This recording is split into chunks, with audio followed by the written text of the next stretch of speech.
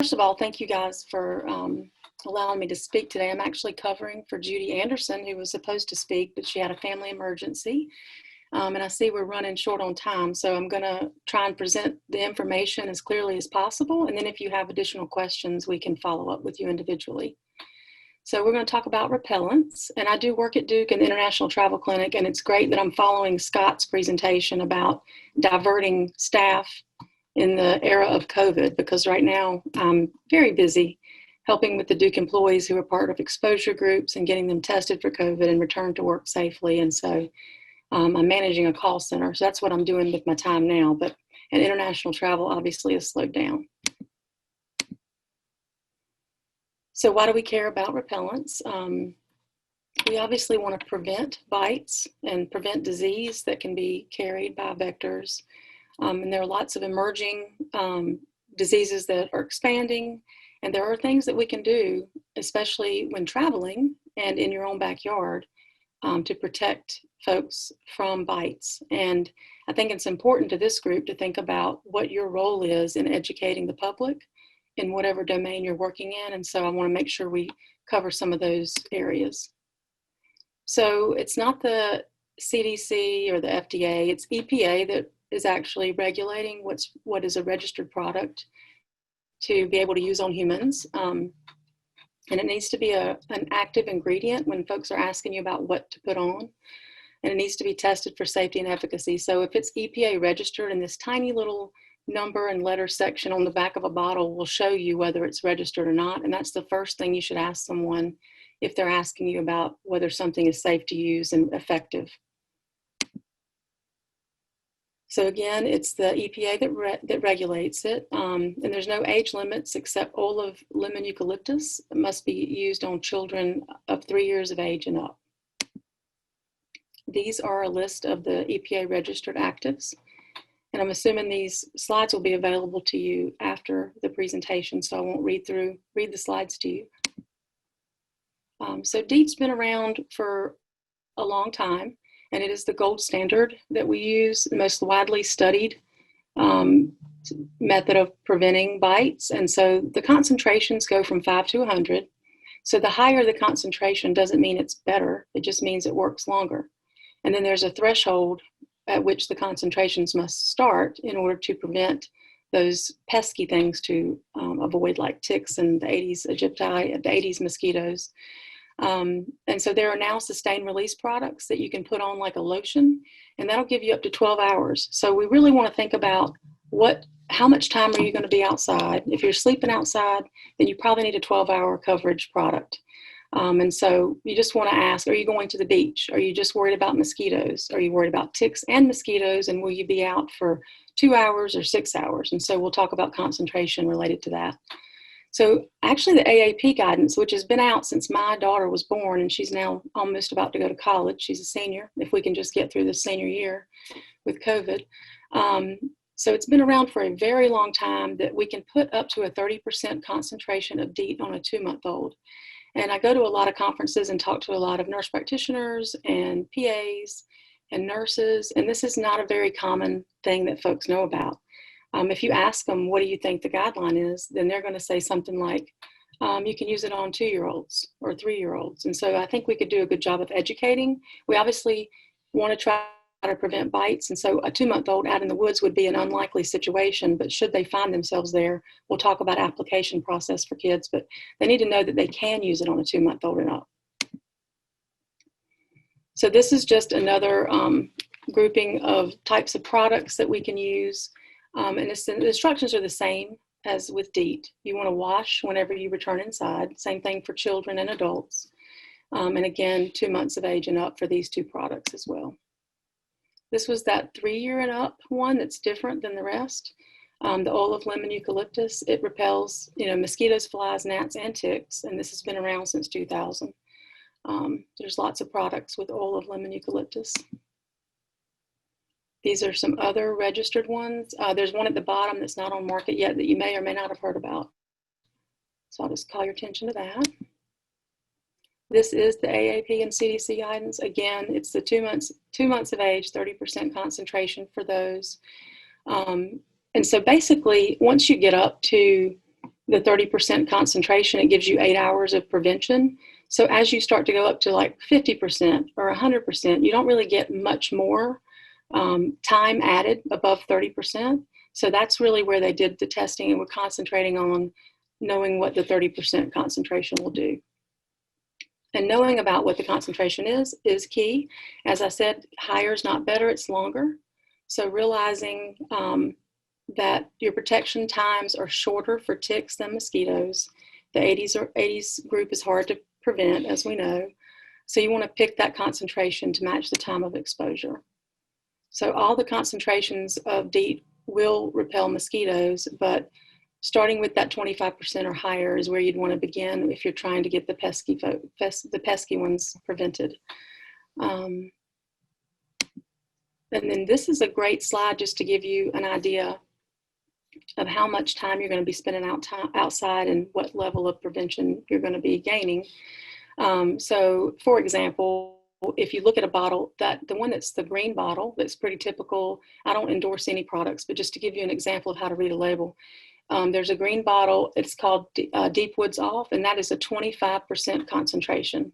So just to give you an idea, looking at that in this scenario, up to 6 hours of protection. So going up a lot higher does not really gain you, like if you did a 50% concentration, you're only going to gain 2 more hours when you could just reapply if you were going to be out longer than anticipated. So ticks, they're the Swiss Army knife of vectors, and so you want to do a minimum of 20% concentration for ticks. And it doesn't last as long. So a 25%, like in that scenario I was talking about with the 25% concentration, for mosquitoes, it would last 5 to 6 hours, but for ticks, you would need to reapply sooner. That's only 3 to 4 hours. And when you want to apply the repellents sparingly, and you smooth it on like sunscreen, and you put it under your clothing, and you can actually spray the top of your clothing as well if you're worried about bites through the clothing, and also if you're worried about ticks crawling across clothing. Repellent does wash off with perspiration, swimming, and rain, so we need to think about that in terms of exposure and what they're going to be doing outside. And then dressing appropriately for ticks. And permethrin on clothing is great. You can now order clothing with permethrin already pre-treated, or you can treat it yourself. Just getting the messaging out that you don't put this on the skin. And this is a good picture of how not to apply. We need to think about people with respiratory compromise, asthma, any past medical history. You don't want to cause someone to have an asthma attack spraying. You're not actually getting much benefit. And that bottle that he's spraying there, my guess is, based on the color orange, I think it's probably something around 15%. So he's outside, he's sweating. So, it's not going to be that long of protection, but he's probably not worried about ticks. There's no tall grass there. So it's wrong to spray all over and walk through a cloud. It's better to spray on the skin and smooth it in. And for kids that are too small to read the label, then you'd want to apply it for them. And so you spray it on your hand and then smooth it in their skin, and avoiding the mouth and hands, because the small kids want to put their hands in their mouth, and eye areas. So this is too much. They got 50% of this right. So putting it on too heavy is really not going to help you. You want to smooth it in and get a good constant coverage. The mosquito can find a spot the size of a dime to bite. So it's so important not to just spray and go. You need to sit the can down and smooth it in your skin evenly. And if you're going to use sunscreen, which is a great idea, apply sunscreen first, let that sink in, and then apply the repellent. You want to use the sunscreen pretty often and reapply when the bugs return, or following the guidelines based on your activity level and what you're going to be exposed to. So just in terms of safety of DEET, like I said, it's been around since the 40s. It's been very well studied. We know that it works. Eye stinging is the most common adverse event. And we don't recommend you drinking it, obviously, but very rarely you can have skin irritation. So trying a non-fragranced formulation in a small part of the skin first before spraying it all over would be a good idea. And this is a lot of words on the slide to tell you that pregnant mothers and nursing mothers can use DEET-based products. The experts say to follow the label directions. You're going to look for that EPA registration number on a new product if you're shopping. There is a long record of safe use. And the Environmental Working Group, you can see here, There's usually a battle with folks who are anti-vax to also hurdle the idea of putting a chemical in their skin to prevent bites. And so a lot of folks have ideas along both of those thoughts at the same time. So that could be a challenge in terms of education. These are some quotes from the Environmental Working Group, just talking about effectiveness and safety and talking about how widely used it is. And you got to weigh the risk versus the benefit. These are urban legends that DEET causes seizures. I'm sure if you drank it, you'd have a lot of terrible side effects. The higher concentrations are not more dangerous. They just last longer. And children are not at a greater risk. We want to talk about the 2-month-old child up to a 30% concentration. That has been around since 2002. So we don't want to ingest it. And all EPA registered repellents have that similar scary direction on them for safety. So it's not like DEET is any different than the others in terms of that.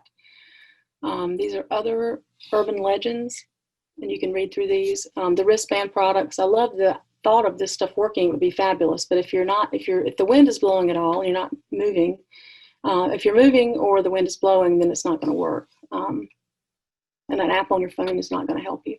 So this is just like a list of things that that you can see in what you hear in the community.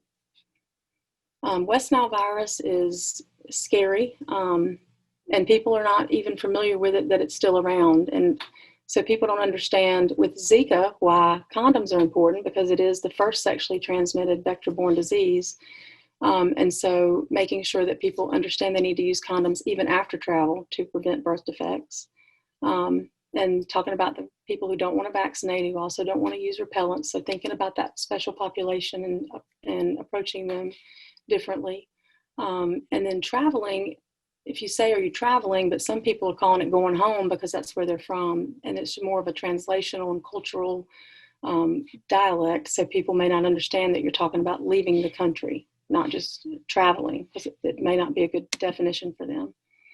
And for those who English is a second language, they may not be familiar with repellent. They may think that you're supposed to spray a DEET-based product on screens, for example, or up in the air, but not actually on their skin ever.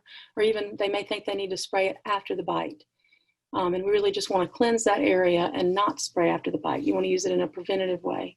And again, that's spraying the fog around themselves, and not smoothing it in is a dangerous way to feel like you're protected when you're really not. So tourism is important to think about. Zika, dengue, chikungunya, malaria, yellow fever, all these things we want to try to prevent, but basic education about repellents is so important. There are now repellents that you can take along on your carry-on that are wipes. The ones that I've seen have been that 25% level that we were talking about, and that's great because you open up that packet and you get a one-time use and it's moist, and so it works on your skin right at that moment. You're getting it on there and it forces you to smooth it in. You can't walk through a wipe. I mean, that would be interesting, but that's, the point is it's going to force you to use it properly. And so people talking about how they didn't like the way it feels, or that it's an insult to use a condom with their partner. So there are lots of barriers in terms of education throughout different cultures and age groups. So the takeaway message is, for ticks, you want a minimum threshold of 20% concentration of an EPA registered repellent on exposed skin and clothing, because they like to crawl across your clothing at times. For mosquitoes, you need to start with 25% if you're worried about the Aedes mosquitoes, which carries a lot of the vector-borne diseases. So really and truly, starting at 25% if you're worried about both is a great idea. You want to remove ticks as soon as possible. Just a quick blurb about removing ticks. The old wives' tale, trying to get them to back out, is not true. You want to go with a set of tweezers, go to the base of the tick and pull it out in one smooth motion. And another urban legend is if you leave the head of the tick in, then it actually could cause more disease, but actually it's the juicy part of the tick, for lack of a way to describe it. The juicy part is what actually is transmitting the disease. And so you want to get that out, clean the area, and if the head is still in, it'll work its way out. And you want to just teach them to properly wash their hands, because if you remove a tick from someone and it's squishy on your fingers and then you touch your eye, you can actually infect yourself. So good hand washing technique. And there is a school of thought that if you agitate the tick too much, it can regurgitate into the wound and actually have more higher likelihood of transmitting disease. In general, there's a transmission time of 24 to 36 hours after the tick is on, except Powassan, which is coming down from Canada. And it's a lot like West Nile virus in that you can't use antibiotics to help. You only just treat the symptoms. And there's a higher number of folks who are dying with Powassan with increased age and lots of comorbidity. Rocky Mountain spotted fever here in North Carolina, that is something we have to be thinking about all the time. And that time of transmission is 6 hours. And so that can also be very scary. I'm going to show you this website that you see is going to be on multiple slides, so you'll be able to write it down if you want to. But you can get these actual brochures in English or Spanish or both, and it's free. If you go on here and say, I'd like to get, 16 bundles of ever how many are in a bundle, they'll actually mail this to you without charging you. And this is excellent if you want to teach folks about how to apply repellents. They have large print for older population, the regular print for the family, and then a Spanish version as well. And I believe they translate in other languages too, but I know Spanish for sure. Also, great resources. These charts are beautiful and they print out in lovely color. And so you can make a bulletin board about tick-borne disease, and people are interested in walking up and seeing. The bottom left one shows you at what stage each of the ticks are in and when they're more likely to feed on people and when they're more likely to carry disease. And so you worry about the ones at the age where they're more likely to carry disease and feed on people. So that's just kind of a way for you to look at a tick that you've taken off, identify it, and think about the risk of transmission of disease, thinking about how long it could have been on that person, those kinds of things. And then with each of the tick-borne diseases, the bad news is many of them, the ticks can be co-infected. So isn't that lovely? You got to worry about multiple infections with one tick. And then some great maps that just show you prevalence in your area, and be thinking about, even if you live in a certain geographic area, your people are traveling, and making sure we talk about prevention in the areas where they're going, because it could be a very different risk related to that travel. Again, with that website, because I just love it, if you want some information on the AAP guidance, that one on the left will get you what you need. It talks about the EPA registered numbers and how to read a label. And then on the right side, the concentration, how higher concentrations are not better, they last longer. So that's another great handout. Other resources here. And so I don't know if I caught us up, but I'm sure I was trying to kind of go through it thoroughly, but whiz through. So if you guys had any questions, you could certainly reach out and let us know.